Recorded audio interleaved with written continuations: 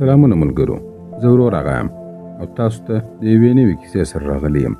ملګرو، یو سړی چې 3 ورځې او 3 شپې پر مځکه باندې پروت و، خو هیڅ نسو ښورېدلی، ځکه چې د هغه تر شا سلګونه متره ژوره کنده وه چې که چیرې هغه ور ولویږي نو بدن به یې ټوټې ټوټې سي.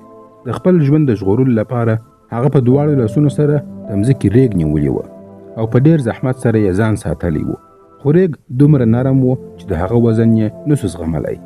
ناڅاپه بې له کومې خبرتیا د هغه بدن ښویېدل پیل کړل او ورو ورو لاندې لور ته ښویېدی.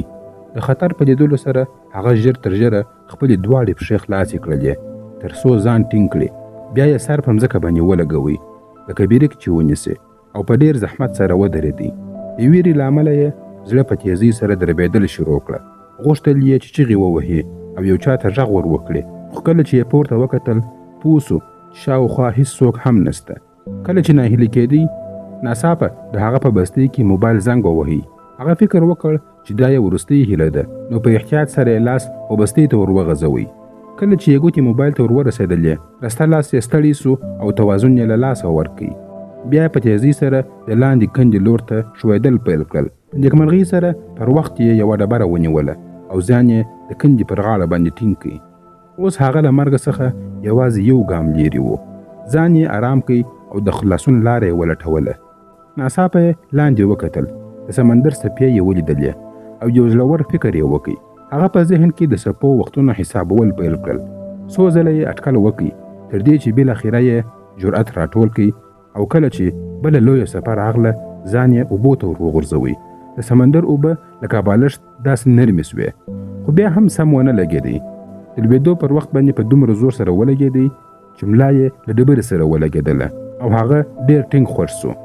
د ساه بندېدو څخه مخکې یې ځان نږدې و ډبرې ته ور ورسوئ. له مرګ څخه د خلاصېدو وروسته یې ټوخی وکړ او کومې اوبه چې یې په ستوني کې ولاړې وې هغه یې راوایستلې. ورو ورو چې یې ساه برابره سوه، کښېناستی او ویې لیدله چې رسته لاس یې ډېر ژور زخمي سوی دی، تر دې چې هډوکي یې ښکاره کېږي. خو دلته پښیماني کېدل هېڅ ګټه نه لري، نو ځان یې کنټرول کړئ. کله چې یې قدم واخیستی، د بدن د لاندې برخې څخه یې یو غږ واورېدی او پر مځکه باندې راولوېدی. بیا بې هوښه سو. وروسته چې په هوښ کې راغلی، سر یې سره وګرځېدی. غوښتل یې چې ودرېږي، خو پښو یې کار نه کوي ځکه چې د لوېدو پر مهال یې لا سخته زیانمنه سوې وه. اوس یې یوازې د پښو یو څو ګوتې لږ سره شوري، نور بدن یې بې حسه و. په ویره کې یې چغې وهلې، خو هېڅ چا یې اواز نه اورېدی. کله چې بیخي ناهیلی سو، په یاد یې سوله چې موبایل ورسره دی. خپل بستي یې د غاښو په مرسته سره خلاصه کړه او موبایل یې راویستی، خو پوه سو چې موبایل د اوبو له امله خراب سوی دی او اوس یوازې یوه د اوسپنې ټوټه ګرځېدلې ده.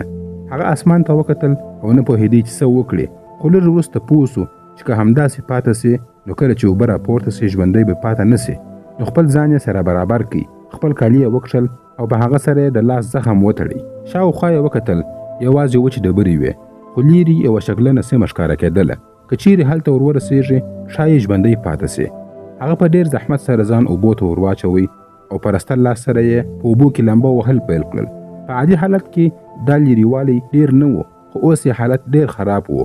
د بدن لاندې برخه یې فلج وه او یوازې په یوه لاس لامبو وهي، نو قوت یې ژر تر ژره ختمېدی. له لږ وخت وروسته هغه بشپړ ستړی سو، ماتېږي او نور د مخ ته تللو توان نه لري. بدن یې لکه درنه ډبره ورو ورو اوبو ته ښکته کېږي. همدا وخت چې ناڅاپه یې د خپل مرګ احساس وکړ، یو دم راپورته سو او دننه د یوه نوي قوت په زور سره د اوبو سر ته راخېږي. وروسته له دې په ډېر زحمت سره ځان تر غاړې پورې رارسوي. فکر کوي چې اوس به لږ استراحت وکړي، خو ناڅاپه یوه زوروره څپه راځي او بیرته یې سمندر ته کشوي. که څه هم ډېر کمزوري سوی و، خو چې د ژوند هیله ورته ښکاره سوه، نو په هېڅ صورت تسلیمېدو ته تیار نه و. په خپل ټول توان سره یې نږدې ډبرې ته ځان ور ورسوئ. بیا یې خپله بستي راویستله او په زور سره یې ور وغورځوله چې د ډبرې په یوه تیاره څوکه کې بنده سوله. هغه یې ټینګه ونیوله ځکه چې دا یې وروستۍ هیله وه. حال دا چې زورورې څپې یې لا هم پر بدن باندې لګېدلې. نه معلومیږي څومره وخت وروسته به سمندر آرامیږي او هغه یو ځل بیا د مرګ له خولې څخه ژغورل کېږي. خو بیا یو مرغه راځي، د هغه پر زخم باندې خوله لګوي او د غوښو یوه ټوټه د هغه څخه جلا کوي. هغه د سخت درد له امله ژر راویښېږي. لاس یې وښوروئ او مرغه وتښتېدی. بیا په ټول توان سره پر ځمکه باندې پرېوځي. وروسته ورو ورو د ریګو و خلاصې برخې ته ځان ور رسوي او د 100 ساعتونو په کوشش سره یو لوی او ښکاره د مرستې نښه جوړوي تر څو یو څوک یې وویني او هغه وژغوري. بیا په ریګو کې یو کوچنی غار کیندي او په هغه کې د المونیم یوه ټوټه داسې ږدي لکه پیاله. فکر کوي چې لومړی به په هغه کې خپل ادرار تصفیه کړي او په هغه سره به خپله تنده ماته کړي، خو د ملا هډوکي یې سخت مات سوي وه، نو د ادرار پر ځای یوازې له هغه سره وینه او اوبه ګډې سوي وې چې د هغو څښل ناممکنه وه.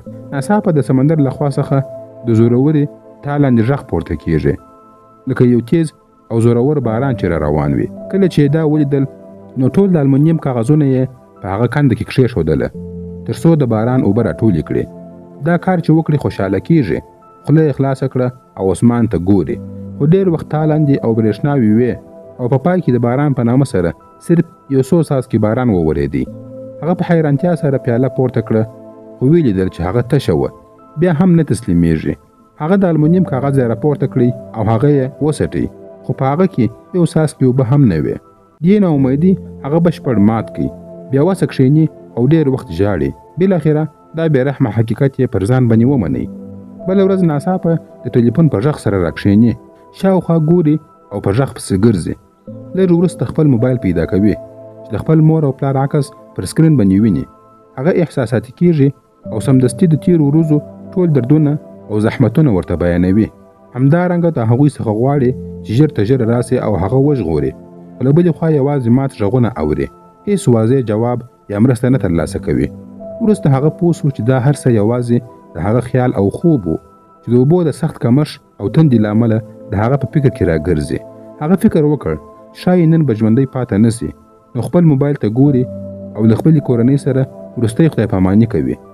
بیا دا ستړی او مات انسان د سمندر پر غاړه پرېوځي او په آرامۍ سره د خپل مرګ انتظار باسي.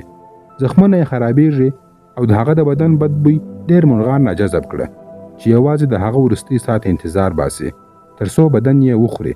خو ناڅاپه د سمندر په منځ کې یوې بیړۍ یوه سایه ویني چې په هغه کې یې د ژوند هیله بېرته راژوندۍ کړه. که څه هم فکر کوي چې ښایي دا د مرګ څخه مخکې یو خیال او فکر وي، خو نه غواړي دا موقع له لاسه ورکړي، ځکه چې پوهیږي د سمندر هغه بل طرف ته یو څوک د انتظار باسي. کله چې دا فکر وکړي هغه مات سرف بوټ را اخلي او بې له ځنډه بېرته د سمندر پر طرف باندې لامبو وهي. زورورې څپې هغه بیا د سمندر وغاړې ته راغورځوي، خو هغه هیڅکله تسلیمېدل نه مني. بالاخره د ډېرو هڅو وروسته د لویو څپو تېرېږي او ژور سمندر ته رسېږي، خو چې شاوخوا ګوري یوازې تش سمندر ویني، هیڅ بیړۍ یا کښتۍ نسته. کله چې دا ولیدل د غصې او قهر پر ځای یې پر مخ یو عجیبه سکون خپور سو. ورو ورو سترګې پټوي، د سرف بوټ څخه ښکته کېږي او د سمندر په ژورو کې ډوبېږي.